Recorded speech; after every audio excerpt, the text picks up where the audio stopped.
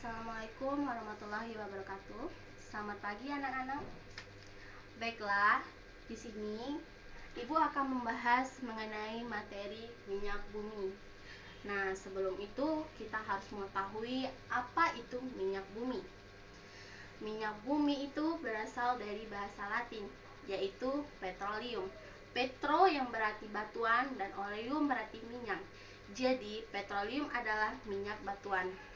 Nah, minyak bumi ini merupakan cairan pekat berwarna gelap yang terdapat jauh di bawah permukaan bumi. Nah, ada 3 teori pembentukan minyak bumi. Yang pertama, teori biogenetik.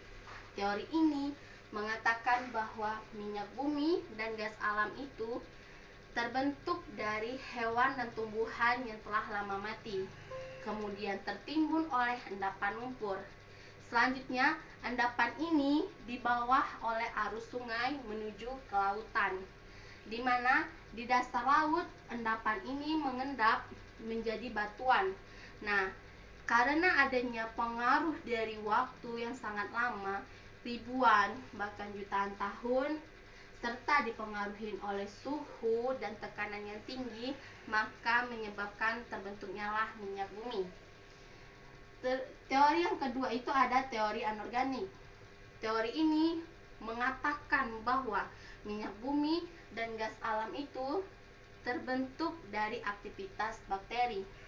Unsur-unsur belerang, nitrogen, dan zat-zat organik karena yang terkubur karena adanya pengaruh dari aktivitas bakteri menyebabkan terbentuknya minyak bumi. Teori yang terakhir itu ada teori duplex. Teori ini merupakan gabungan dari teori biogenetik dan teori anorganik. Teori ini mengatakan bahwa minyak bumi dan gas alam itu berasal dari berbagai jenis hewan dan tumbuhan yang telah lama mati karena adanya pengaruh dari aktivitas bakteri, suhu dan tekanan yang tinggi serta waktu yang lama, maka terbentuklah minyak bumi. Selanjutnya kita akan membahas penyusun minyak bumi. Nah, penyusun minyak bumi itu terdiri dari hidrokarbon alkana, psikoalkana, dan aromatik. Di Indonesia sendiri, minyak buminya tersusun dari hidrokarbon siklik, yaitu hidrokarbon, psikoalkana, dan aromatik. Sedangkan di Amerika dia mengandung alkana dan di Rusia mengandung sikloalkana. Nah, minyak bumi yang berasal dari Indonesia ini tergolong minyak bumi yang paling baik di kawasan Asia. Karena apa? Karena minyak bumi yang berasal dari Indonesia ini hanya sedikit mengandung senyawa belerang. Selanjutnya kita akan melihat ada gambar di samping ini. Nah, kita tahu ini gambar apa? Ya, ini gambar Pertamina. Ya, kita lihat ini adalah gambar Pertamina. Nah, kita mengetahui bahwa di Pertamina itu dia menjual berbagai macam produk minyak bumi. Di sini ada premium, Pertamax, dan Pertalite. Nah, apa sih yang menyebabkan perbedaan dari produk minyak bumi yang dihasilkan itu? Nah, di sini yang menyebabkan produk yang dihasilkan dari minyak bumi itu, pertama itu rantai hidrokarbonnya. Rantai hidrokarbon ini menentukan produk yang dihasilkan dari minyak bumi. Terus suhu yang kedua itu suhu pembentukan. Nah, suhu pembentukan ini adalah suhu yang digunakan untuk membentuk produk-produk ini atau hasil dari produk ini. Yang ketiga itu adanya bilangan oktan. Nah, bilangan oktan ini mempengaruhi produk yang dihasilkan dari minyak bumi. Terus adanya, kita masuk ke kegunaan minyak bumi. Nah, apa sih kegunaan dari minyak bumi itu? Di sini kita akan membaginya ke dalam beberapa bagian. yang mana ini merupakan hasil dari proses destilasi. Yang pertama itu adanya LPG, liquid petroleum gas. Nah, gas ini digunakan untuk memasak. Gas ini tersusun dari hidrokarbon C1 sampai C4.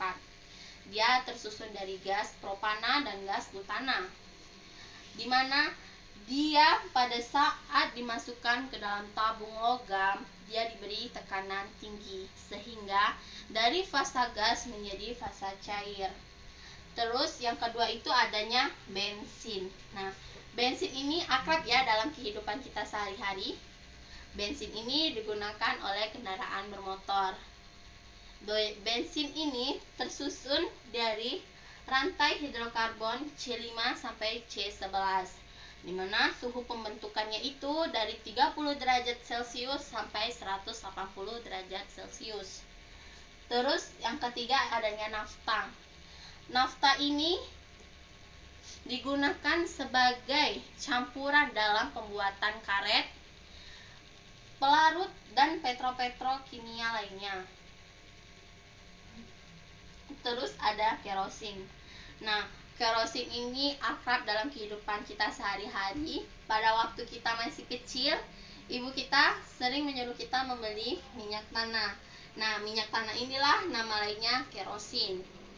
Dia digunakan sebagai bahan bakar jet, bahan bakar minyak kompor, dan lainnya.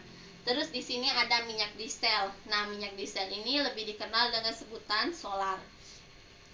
Dia terdiri dari rantai C15 sampai C18. Dia terbentuk pada suhu 260 derajat Celcius sampai 360 derajat Celcius.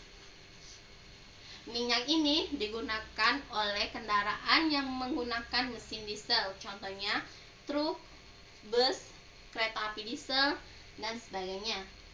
Yang selanjutnya ada namanya pelumas. Pelumas ini dikenal dengan sebutan oli. Nah, oli ini digunakan untuk melapiskan atau melindungi lapisan agar mengurangi gesekan yang terjadi.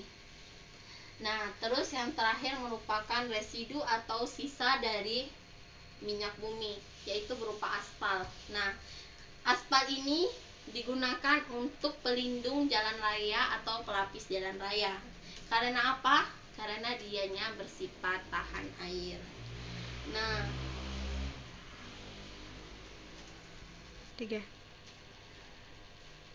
Baiklah, untuk menambah pemahaman anak-anak mengenai minyak bumi, Ibu akan memberikan kalian tugas di mana kalian harus mencari fakta-fakta dari minyak bumi dan apa saja sih dampak dari penambangan minyak bumi tersebut.